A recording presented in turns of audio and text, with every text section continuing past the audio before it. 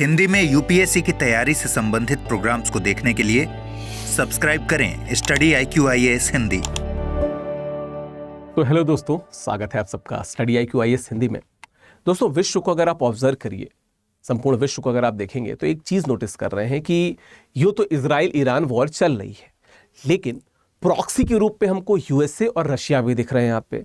और अमेरिका जिस प्रकार से ईरान के न्यूक्लियर स्टॉक पाइल्स पे, जो नाभिकीय जखीरा है ईरान का, उस पर नज़र गड़ाए हुए है, कोई सही संकेत तो नहीं है। और ऐसा माना जा रहा है कि विश्व जो इस समय तीसरे न्यूक्लियर स्टेज में यानी कि तृतीय नाभिकीय स्तर पे है, कहीं तृतीय हमको न्यूक्लियर विश्व युद्ध ना देखना पड़ जाए, जो तृतीय विश्व युद्ध हो वो न्यूक्लियर विश्व युद्ध ना देखना पड़ जाए। आज हम इसी मुद्दे पे चर्चा करेंगे, इसी विषय पे बात करेंगे कि ये जो तृतीय न्यूक्लियर स्टेज है ये क्या है।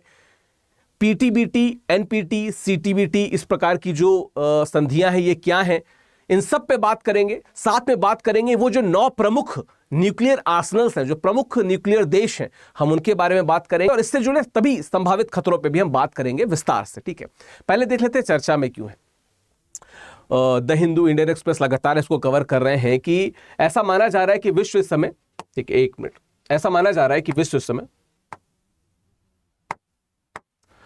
समय तीसरे परमाणु युग के दौर से चल रहा है, जहां पे हमें ऐसा देखने को लग रहा है कि एक नए प्रकार का बदलाव, जिसको मल्टीपोलर बदलाव कह रहे हैं, वो देखने में आ रहा है। ठीक है, अब देखिए ना कि 2024 में देखा जाए तो वैश्विक खर्च $100 अरब था परमाणु हथियारों पे, और 2030 तक की बात करें तो लगभग 1000 परमाणु हथियार होंगे कि इसके पास, चीन के पास होंगे। तो ये क्या बता रहा है कि यूएस और रशिया ये तो पहले ही बहुत आगे थे, अब चाइना भी इसी दौर में आगे बढ़ रहा है, बाकी तो फ्रांस वगैरह, इजराइल, भारत अब तो हैं इस देश में। ठीक है, चलिए कुछ बिंदुओं पे और बात कर लेते हैं, उसके बाद हम थोड़े और डिटेल में जाएंगे।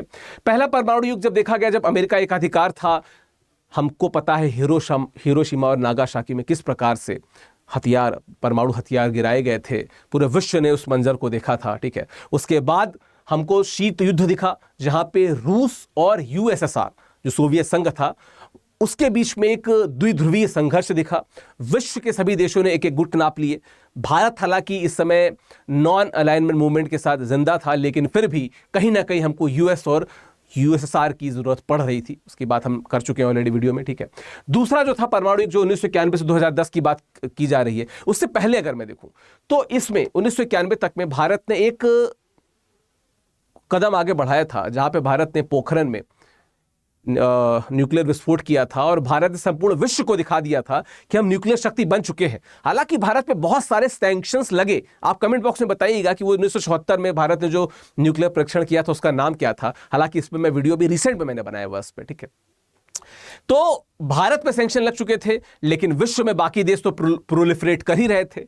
1991 से 2010 का वर्ष क्यों लिया गया कि उस समय यूएसएसआर का विघटन हुआ, रशिया निकल के आया, रूस एक देश के तौर पे निकल के आया, और पूरे विश्व ने एक नया ध्रुवीय संघर्ष देखा। ठीक है, एक नया ध्रुवीय संघर्ष देखा।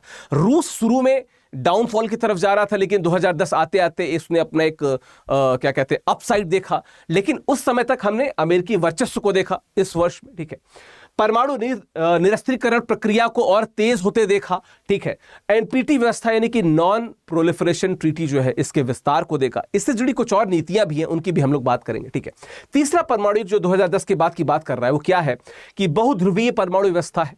ठीक है, इधर ईरान है, उधर चीन है, ठीक है, उधर नॉर्थ कोरिया है, इधर फ्रांस है, यूएसए और रशिया की तो मैं बात ही नहीं कर रहा हूं, बाकी भी जो ध्रुव है वो निकल रहे हैं। ठीक है, नई तकनीकी चुनौतियां देखने को मिल रही, इसकी भी हम लोग बाद में विस्तार से बात करेंगे। और परंपरागत शक्ति संतुलन में परिवर्तन देखने को मिल रहा, परंपरागत रूप से शक्ति संतुलन उसमें परिवर्तन देखने को मिल रहा है। इसके पहले मैं आगे बढ़ूं, बताता चलूं कि हमारा जो लॉन्ग टर्म प्रतिज्ञा बैच है, ठीक है, 23 जून को उसमें एडमिशन क्लोज हो रहा है, और विकास लाइव कोड के साथ आप इस बैच में एडमिशन पा सकते हैं, अधिकतम डिस्काउंट पा सकते हैं इस कोड के साथ में। ऑलरेडी इस पर मैंने वीडियो किया हुआ, मैं बताता चलूं कि हमारे PRP, SIP, MRP, SIM, IGP जैसे प्रोग्राम धूम मचा रहे हैं स्टूडेंट्स के बीच में। स्टूडेंट बहुत प्रेम दे रहे हैं। हमारे मेंटरशिप की बात हो, किताबों की बात हो, हर प्रोग्राम उसमें आपको शानदार तरीके से मिल जाएगा। आपको क्या करना है, स्टडी IQ की वेबसाइट पे विजिट करके इस बैच को ज्वाइन कर लेना है। और अगर आप 2026 या 27 को टारगेट कर रहे हैं तो 23 जून से ही हमारा प्रतिज्ञा नया बैच शुरू हो रहा है, आप उससे भी जुड़ सकते हैं। डिटेल आपको नीचे मिल जाएगी। चलिए इस एक बार इमेज को देखें अगर आप, तो देखिए रूस और यूएसए ऑलरेडी स्टॉक पाइल किए हुए हैं 5,449, 5,277, ठीक है, रूस तो बहुत आगे है इसमें। अब देखिए चाइना भी आगे बढ़ रहा है, फ्रांस जो है वो भी आगे बढ़ रहा है, यूके भी आगे बढ़ रहा है। ये क्या बताता है? ये बताता है उन देशों को जो इस समय बहुत बड़े न्यूक्लियर आर्सेनल के साथ विश्व में है। दूसरे अगर डेटा को देखें तो 1938 से लेकर 2023 तक का ये एक बता रहा है कि किस प्रकार से बहुत सारे जो है वो टेस्ट हुए और किस प्रकार से न्यूक्लियर स्टॉक पाइल बढ़ते जा रहे थे। एक और इमेज अगर आप यहां पे देखें तो 1961 का एक ऐसा वाहिद वर्ष है जब लगभग 180 के आसपास न्यूक्लियर टेस्ट हुए। सोचिए कि अगर इसी गति से टेस्ट होते रहते तो चीजें कितनी खराब हो जाती। लेकिन अगर आप यहां पे इसमें देखेंगे तो 1998-99 के आसपास कहीं ना कहीं ये टेस्ट बहुत कम हो गए। उसके बाद तो आपको इक्का दुक्का छोटे मोटे देखने को मिले होंगे, वो बहुत कम दिख रहे हैं। लेकिन जब भारत में और पाकिस्तान में टेस्ट हुए उसके बाद पूरे विश्व ने इधर देखी, क्योंकि भारत में कुछ भी होता है तो पूरा विश्व इधर देखता है, तो पूरे विश्व ने देखा और कहीं ना कहीं टेस्ट तो बहुत सारे कम हो गए। ठीक है, चलिए इसके पहले मैं आगे बढ़ूं, एक बात मैं चूंकि इसकी मेंशन इसलिए कर देना चाहता हूं डूम्सडे क्लॉक की, क्योंकि डूम्सडे क्लॉक के मेंशन के बिना ये चर्चा आगे नहीं बढ़ेगी। क्या है डूम्सडे क्लॉक? प्रतीकात्मक घड़ी है और बेसिकली वैज्ञानिक ये बताना चाहते हैं कि कैसे विश्व डूम्सडे की तरफ बढ़ रहा है। 1947 में जब इस घड़ी को प्रतीकात्मक रूप से शुरू किया गया था तो उसमें आइंस्टाइन भी शामिल थे। जो बात थी वो कि शुरुआत में तो सिर्फ परमाणु खतरे को इसमें शामिल किया गया था, बाद में पर्यावरणीय खतरे को भी इसमें शामिल किया गया। ठीक है, तो अस्तित्वगत खतरों के आकलन के आधार पर घड़ी की सुइयों को मध्य रात्रि के करीब, ठीक है, या उससे दूर ले जाया जाता है। ठीक है, क्या है? ये चेतावनी देता है कि आधी रात तक जो हम एकात्मक रूप से कितने दूर हैं, किससे? डूम्सडे से, जो मेन जो जिसको कहते हैं ना प्रलय की घड़ी से हम कितने दूर हैं, इसकी बात ही करता है। ठीक है, शिकागो स्थित एक गैर लाभकारी संगठन है bulletin of the atomic scientist, इन्होंने बेसिकली इसको क्रिएट किया था 1947 में। उस समय आइंस्टाइन भी इससे जुड़े हुए थे। शुरुआत में इसमें सिर्फ न्यूक्लियर स्टॉक पाइल की बात होती थी, लेकिन बाद में जो जलवायु परिवर्तन है उसको भी इसमें शामिल कर लिया गया था। ठीक है, चलिए आधुनिकीकरण और शस्त्र नियंत्रण की अगर बात की जाए तो दिक्कत क्या है? दिक्कत यह है कि यूएस और रूस जो मेन न्यूक्लियर क्या कहते हैं देश हैं, इनके बीच में जो न्यू स्टार्ट संधि थी, जो नई स्टार्ट संधि थी, जो 5 फरवरी 2011 को लागू हुई थी, ये 10 वर्ष के लिए लागू हुई थी, फिर उसको 5 वर्ष बढ़ा दिया गया और 2026 में ये खत्म हो रही है। उसके बावजूद किसी बेहतर दिशा में तो ये आगे बढ़ते नहीं दिख रहा है। ठीक है, 700 रणनीतिक लॉन्चर और 1550 ऑपरेशन वॉरहेड्स तक की मात्रा दोनों पक्ष को सीमित करनी थी, जो नहीं कर पाए। और ये संधि किसी दिशा में जा नहीं रही, 2026 फरवरी में खत्म हो जाएगी। मतलब कितना, लगभग 7 से 8 महीना बचा है, ये संधि भी खत्म हो जाएगी। तो किसी देश में तो आगे बढ़ नहीं रही। ठीक है, अमेरिका रूस क्या है? अपने शस्त्रागारों का आधुनिकीकरण कर रहे हैं। और क्या है? राष्ट्रपति ओबामा के कार्यकाल के बाद से देखा जाए तो 30 वर्षों में, मतलब ओबामा के कार्यकाल को 30 वर्ष नहीं हुआ, लेकिन उसके बाद की स्थिति देखी जाए तो 30 वर्षों में 1.5 से लेकर $2 ट्रिलियन तक का निवेश किया है यूएसए ने। तो इसका मतलब क्या है कि स्टॉक पाइल बहुत ज्यादा बढ़ाए जा रहे हैं। और क्या है? शस्त्रागार में 600 परमाणु हथियार हैं। चीन के शस्त्रागार में 600 परमाणु हथियार हैं, जो कि ऐसा माना जा रहा है 2030 तक 1000 हो जाएंगे, जो फिर से बता रहा है कि जो संपूर्ण विश्व ट्रीटीज के द्वारा यानी संधियों के द्वारा करना चाह रहा है वो होते नहीं दिख रहा है। वो संधि उस तरीके से उस दिशा में आगे बढ़ते नहीं दिख रही। ठीक है, चलिए बात करें अगर किसकी मुख्य विशेषताएं क्या है, यानी कि जो तृतीय न्यूक्लियर एज है उसकी विशेषताएं क्या है? बहुध्रुवीयता, मैंने अभी बता दिए, सब देश अलग अलग, आपने उस इमेज से देखा था कि किस प्रकार से अलग अलग देश बढ़ते जा रहे हैं। अगला क्या है? तकनीकी क्रांति। भाई टेक रिवॉल्यूशन हो रहा है तो वो उस दिशा में भी होगा, यानी कि न्यूक्लियर की दिशा में भी टेक जो क्या कहते हैं इवोल्यूशन है वो होगा। ठीक है, क्षेत्रीय प्रतिस्पर्धा, यस, चीन है, उधर यूके है, इधर उत्तरी कोरिया है, इधर भारत है, उधर यूरोप में देखा जाए तो रूस है, तो फ्रांस भी है, उधर यूएस से खड़ा ही है। तो क्षेत्रीय स्तर पर प्रतिस्पर्धा हो रही कि हमारे पास ज्यादा या तुम्हारे पास ज्यादा, ये है थर्ड स्टेज। और क्या है? नियंत्रण व्यवस्था को कमजोर होना। जितनी भी ट्रीटीज हैं ऑलमोस्ट सब फेल ही हैं, कोई बहुत बड़ी सफल ट्रीटी नहीं है। आपने क्या किया कि नए देशों को आगे बढ़ने से रोका, लेकिन जो देश जिनके पास न्यूक्लियर आर्सेनल है वो क्या रुक रहे हैं? नहीं रुक रहे हैं। अभी मैंने बताया कि कितना ज्यादा खर्चा हो रहा है उसको शस्त्रों को नियंत्रित करने के लिए। ठीक है, 2026 में दुनिया में लगभग 3880 सक्रिय परमाणु हथियार थे और कुल 12119 परमाणु हथियार हैं। सक्रिय और टोटल की बात हो रही है, जो मैंने इमेज से आपको दिखाया था। ठीक है, 1986 में 7300 सक्रिय हथियारों के उच्चतम स्तर था, जो उस समय बहुत ज्यादा था। मैंने भी एक इमेज के द्वारा बताया था कि 1985-86 के आसपास ही बहुत ज्यादा आगे बढ़ रहा था, जो फिर रुक गया। तो अगर उस लिहाज से बढ़ता रहता तो इस समय हर व्यक्ति अगर अपने जमीन को खोद के नीचे देखता तो एक न्यूक्लियर हथियार तो मिल ही जाता, ठीक है, इस स्तर तक बढ़ सकता था। चलिए बात करते हैं आंशिक परमाणु परीक्षण प्रतिबंध treaty, partial test ban treaty. इसमें क्या था कि सब प्रकार के जो टेस्ट थे वो बैन थे, भूमि के अंदर आप कर सकते थे, ठीक है। इसमें क्या था कि वायुमंडल, पानी के नीचे और बाहरी आंतरिक में आप नहीं कर सकते थे, भूमिगत परमाणु स्तर पे आप कर सकते थे। भारत इसमें शामिल है, भारत ने साइन किया था, इसीलिए भारत ने 74 में और 98, 99 में भी भूमिगत किया था, भूमि के अंदर किया था। तो भूमिगत परमाणु परीक्षण इसमें अलाउड था, ठीक है। उसके बाद किया जाए तो उसके बाद अगली जो ट्रीटी है वो परमाणु अप्रसार संधि, non proliferation treaty. Non proliferation treaty की ये ज्यादा आगे नहीं बढ़ाया जाएगा। अप्रसार संधि, प्रोलिफरेट नहीं किया जा सकता, आप परमाणु जो जानकारी है उसको आगे आप नहीं बढ़ा सकते, ठीक है। तो क्या था, 1970 में ये लागू हुई थी और 191 देश शामिल हैं, भारत इसमें शामिल नहीं है। 2003 में उत्तरी कोरिया इससे निकल चुका था, ठीक है। क्या है कि इसके प्रावधानों में हर 5 साल में इसके संचालन की समय समय पर समीक्षा शामिल है। और क्या चीज है, सामान्य और पूर्ण निरस्त्रीकरण। सामान्य और पूर्ण क्या, सभी राज्य पक्षों को अंततः सभी परमाणु हथियारों को समाप्त करने के लिए प्रतिबद्ध होना चाहिए। कोई प्रतिबद्ध नहीं है। जो बात थी वो ये कि वो देश जिनके पास, देखिए ना, गैर परमाणु हथियार वाले देश, ठीक है, दो स्टेट्स जिनके पास न्यूक्लियर जो क्या कहते हैं स्टॉक पाइल नहीं है, ठीक है, तो वो देश जिनके पास नहीं है उनके लिए क्या है कि आप परमाणु हथियारों को विकसित नहीं कर सकते। उनके क्या कहा गया कि आप परमाणु हथियारों को विकसित नहीं कर सकते। और क्या है, शांतिपूर्ण उपयोग के लिए परमाणु ऊर्जा तक पहुंच, तो मतलब न्यूक्लियर एनर्जी का इस्तेमाल कीजिए, बिजली के लिए कीजिए, विकास के लिए कीजिए, न्यूक्लियर वॉरहेड बनाने के लिए नहीं कीजिए, ठीक है। भारत, इजराइल, ठीक है, साउथ सूडान और पाकिस्तान ने साइन नहीं किया है। 2003 में जैसा मैंने बताया कि उत्तरी कोरिया इस नॉन प्रोलिफरेशन ट्रीटी से निकल चुका है, ठीक है, उससे निकल चुका है। अगली है CTBT, comprehensive test ban treaty, CTBT, ठीक है, व्यापक परमाणु परीक्षण प्रतिबंध संधि। इसकी बात करिए 1996 में व्यापक ये सीटीपीटी है, इसको लागू किया गया था। उद्देश्य क्या था, परमाणु परीक्षणों को पूरी तरीके से प्रतिबंधित करना। एक बात बताऊं, बहुत हद तक परमाणु परीक्षण 98-99 के बाद कम हो गए थे, जो मैंने इमेज में आपको दिखाया था। तो इसका मतलब कि ठीक ठाक रूप से तो ये सफल रही, लेकिन मुख्यतः जिसलिए लाई गई थी वो अल्टीमेटली सॉल्व नहीं हो पाया, ठीक है। इस संधि को 183 देशों ने हस्ताक्षर किए, लेकिन 44 देश अभी भी साइन नहीं किए हुए, भारत ने भी नहीं किया हुआ इसमें। सीटीपीटी का उद्देश्य क्या है, नए परमाणु हथियारों के विकास को रोकना और मौजूदा परमाणु हथियारों के डिजाइन में सुधार करना। अभी मैंने बताया कि यूएस क्या कर रहा है, अमेरिका क्या कर रहा है, जहां पे उसके परमाणु हथियार हैं उस प्रकार वो जो जगह है उसमें निवेश कर रहा है, परमाणु हथियारों में नई तकनीक में निवेश कर रहा है।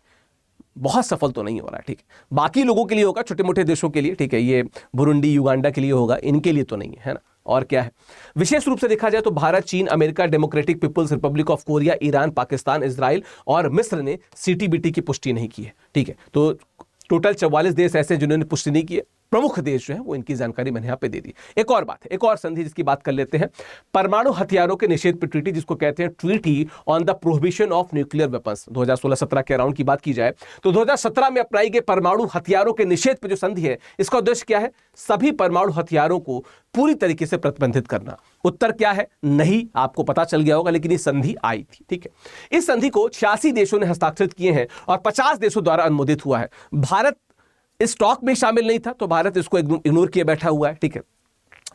TPNW सभी देशों को परमाणु हथियारों या अन्य परमाणु विस्फोटक उपकरणों के विकास, ठीक है, के विकास, परीक्षण, उत्पादन, निर्माण, अधिग्रहण, रखने के भंडारण पर रोक लगाने के लिए बाध्य करता है। और क्या बात है, भारत TPNW का सदस्य नहीं है, क्योंकि ये जो बात हो रही थी इस बात से ही भारत बाहर था, ठीक है। तो भारत इसको एंटरटेन नहीं करता है, भारत इसको एंटरटेन नहीं करता है। चलिए, 9 परमाणु शक्तियां जिनकी मैं बात करना चाह रहा था, एक बार उनको देख लेते हैं क्या क्या है।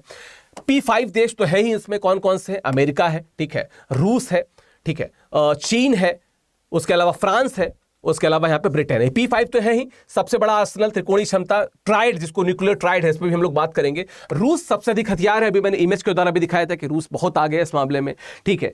चीन 600 परमाणु हथियार हैं, 1000 पे पहुंच जाएगा ऐसा मानना है। फ्रांस भी ठीक ठाक है भाई, इसके बाद चौथे नंबर पर फ्रांस ही वहां पे आ रहा है। और ब्रिटेन भी न्यूनतम निवारक क्षमता के साथ अपने पास सभी रखे हुआ है। अब इससे बाहर को देखा जाए तो नो फर्स्ट यूज नीति है भारत की, लेकिन भारत में शामिल है पाकिस्तान है, इजराइल है और उत्तरी कोरिया है। तो जो टॉप 9 है, जो 9 परमाणु महाशक्तियां हैं, जो सबसे बड़ा खतरा है, सबसे बड़ा खतरा है। भारत तो कभी इस प्रकार की जो योजनाएं रहती हैं जहां पे विश्व युद्ध की बात की जाए, परमाणु हथियारों को इस्तेमाल करने की बात की जाए, भारत हमेशा से पीछे रहता है, इस प्रकार की गतिविधियों में शामिल नहीं रहता है। लेकिन इस बात को मानने से इनकार नहीं किया जा सकता कि भारत भी उन देशों में शामिल है जिनके पास इस प्रकार के न्यूक्लियर हथियार हैं, परमाणु शक्तियां हैं, और भारत कभी भी ट्रिगर किया जा सकता है। हालांकि भारत ने हमेशा से इस बात को रिट्रेट किया है कि we will never use, no first use की नीति हमेशा भारत के साथ रही है, लेकिन यू नेवर नो। ठीक है, चलिए और क्या बात है। परमाणु त्रिकोण जिसकी मैंने बात की, न्यूक्लियर ट्राइड, ये भी एक बात है, इंपॉर्टेंट है। कुछ ही देश ऐसे हैं जो तीनों तरीके से, हवा में, जमीन पे और समुद्र में, तीनों तरीके से न्यूक्लियर कैपेबल हैं। ठीक है, तो 4 देशों के पास है। 4 देश कौन कौन से? एक है आपका अच्छा, इसके पहले घटकों की बात कर लेते हैं। तो कौन कौन से देश? तो यहां पे लिखे हैं यूएस, रूस, भारत और चीन, ये 4 देश हैं। लेकिन घटक कौन कौन से हैं? जमीन, ठीक है, पनडुब्बी और उसके अलावा विमान, 3 प्रकार के, यानी कि जमीन, समुद्र और एयर, इन तीनों तरीके से जो न्यूक्लियर कैपेबल देश हैं वो 4 ही हैं, अमेरिका, रूस, भारत और चीन। तो भारत चलो इसमें शामिल है। ठीक है, भारत की स्थिति देखी जाए तो भारत ने 2024 में अपने परमाणु शस्त्रागार का विस्तार किया था। ठीक है, लिखा है ना कि कैनिस्टराइज्ड मिसाइल विकसित की थी भारत ने, और 2 दशकों में पहली बार भारत के पास पाकिस्तान से अधिक परमाणु हथियार हैं। भारत के पास लगभग 180, पाकिस्तान के पास 170 है। ठीक है, भारत के न्यूक्लियर ट्राइड को देखा जाए तो लैंड कंपोनेंट आप देख सकते हैं यहाँ पे। ठीक है, अग्नि सीरीज की मिसाइलें हैं हमारे पास, पृथ्वी सीरीज की मिसाइलें हैं लैंड कंपोनेंट में, ब्रह्मोस मिसाइल है लैंड कंपोनेंट में, सी कंपोनेंट में भारत के पास INS अरिहंत है। ठीक है, K-15 सागरिका मिसाइल है, भविष्य में और SSBN पनडुब्बियां आ सकती है। ठीक है, एयर कंपोनेंट की बात कर ली जाए तो भारत में मिराज है। ठीक है, भारत में जगुआर है, भारत में और भी रफाल जैसे विमान आ सकते हैं जो न्यूक्लियर वॉरहेड्स को ले सकते हैं। तो भारत का ट्राइड बहुत मजबूत है, जो भारत का परमाणु त्रिकोण है वो बहुत मजबूत है, ये देखने से यहां पे लग रहा है। चलिए कुछ और बिंदु पे बात कर लेते हैं। जैसे भारत की परमाणु नीति की बात कर ले तो प्रमुख सिद्धांत, नो फर्स्ट यूज, जब तक कोई हम पे हमला नहीं करेगा हम नहीं करेंगे, खुद से कभी नहीं करने जाएंगे, भारत इस पे दृढ़ है। ठीक है, क्रेडिबल मिनिमम डिटरेंस, भारत इस बात को क्लियर रखता है कि विश्वसनीय न्यूनतम निवारक शक्ति। ठीक है, क्रेडिबल, हमारे पास मिनिमम लेकिन क्रेडिबल न्यूक्लियर डिटरेंस होना चाहिए कि चलो सामने वाले को इस बात का डर तो हो कि अगर आप तुम हम पे अगर मिसाइल से या न्यूक्लियर हमले करोगे तो हम रिट्रेट कर सकते हैं, हम आप पे वापस आ सकते हैं, हमला कर सकते हैं। ठीक है, अच्छा, मैसिव रिटेलिएशन की बात क्या है कि बड़े पैमाने पे प्रतिशोध की नीति भारत पे है कि अगर तुम हम पे इस प्रकार से हमला करते रहोगे तो फिर हम तुमको छोड़ेंगे नहीं, जो भारत ने ऑपरेशन सिंदूर में ऑलमोस्ट दिखा दिया था। ठीक है, NFU की विशेषताएं क्या है? परमाणु हथियारों का उद्देश्य उपयोग को रोकना होना चाहिए, न कि उनके उपयोग से प्रेरित होना। ठीक है, और क्या है अगर इसकी बात की जाए, NFU के फायदे क्या है? आश्वासन देता है शत्रु को कि चलो जबरदस्ती हम नहीं करेंगे, तुम नहीं करोगे तो हम नहीं करेंगे, तो थोड़ा शांत चिल है। भारत के जो पहले हमले करने का जो डर है तमाम देशों पे उसको कम करता है। और एक और बात क्या कि भारत को एक प्रकार से नैतिक श्रेष्ठता देता है कि नैतिक रूप से हम एक ऑलरेडी एक टॉप पायदान पे हैं। ठीक है, एक बड़े पायदान पे हम भारत है। ठीक है, और कुछ बिंदु पे बात कर लेते हैं। चुनौतियां क्या हैं भविष्य में, इस पे बात करना बहुत जरूरी है, जो न्यूक्लियर थर्ड स्टेज है उसको लेके। ठीक है, नई तकनीकें क्या है? हाइपरसोनिक वेपन्स, ध्वनि की गति से 5 गुना तेज है, तो ये एक चुनौतियां हैं। ठीक है, AI और ऑटोनोमस सिस्टम्स, AI तो बहुत खतरा है, AI बड़ी चुनौती है जहां पे स्वचालित निर्णय लेने वाले हथियार आ जाएंगे। आप बस छोड़ दीजिए, वो अपने यहाँ सब देख के कहां जगह बनानी है, कैसे जगह बनानी है, वो पहुंच जाएंगे वहां पे। ठीक है, उसके अलावा साइबर वॉरफेयर, अभी भारत ने देखा इस समय सिंदूर में पाकिस्तान इसी पे लगा हुआ था, तो ये भी चुनौती तो है ही। ठीक है, space worship, you never know कि स्पेस वेपनाइजेशन कब बढ़ जाए और अंतरिक्ष में हथियारीकरण बढ़ने लगे और अंतरिक्ष से हमले होने लगे। ठीक है, यू नेवर नो। ठीक है, जो अभी तक दूर है इससे। नए खतरे क्या है? नॉन स्टेट एक्टर्स बहुत सारे बढ़ गए हैं। ठीक है, जैसे आतंकवादी संगठन द्वारा परमाणु सामग्री की चोरी का खतरा है हमारे पास में। ठीक है, और क्या है? डर्टी बम का खतरा, यू नेवर नो कि किस तरीके से किस बम को गलत तरीके से प्रयोग कर लिया जाए, गलत इंटेंशन के साथ में डर्टी बम के बाद। Nuclear black market, you never know, पुराने हथियार कोई बेच रहा है, ब्लैक मार्केटिंग, अमेरिका पाकिस्तान को बेच दे, रशिया किसी और को बेच दे, इस प्रकार की चीजें हो सकती हैं। ठीक है, रीजनल कॉन्फ्लिक्ट के बाद के क्षेत्रीय दिक्कतें क्या है? 2024 में रूसी परमाणु हथियार बेलारूस में तैनात कर दिए गए थे। रूस यूक्रेन वार हम समझ ही रहे हैं। ठीक है, यूक्रेन ने रूस के जो कर्स्क ओब्लास्ट है उसमें प्रवेश किया था, तो अभी कुछ दिनों पहले हमने देखा था कि विमान जाके लगा भी था, उसी प्रकार से जैसे 9/11 में यूएस में गया हुआ था। ठीक है, मध्य पूर्व में बढ़ते तनाव, जो अभी मैंने बात की, जो ईरान बनाम इजराइल कॉन्फ्लिक्ट है, वो भी कहीं ना कहीं इसी दिशा में आगे बढ़ रहा है, जो भविष्य में चुनौती हो सकता है। चलिए, भविष्य के लिए सुझाव क्या है? राष्ट्रीय स्तर पे भारत क्या कर सकता है? परमाणु डॉक्ट्रिन की समीक्षा करें, हम थोड़ा बेहतर कर सकें। कोई देश हमसे इस बाबत डरे भी ना, हम डिटरेंस की सिर्फ बात कर रहे हैं, निवारक क्षमता की बात कर रहे हैं।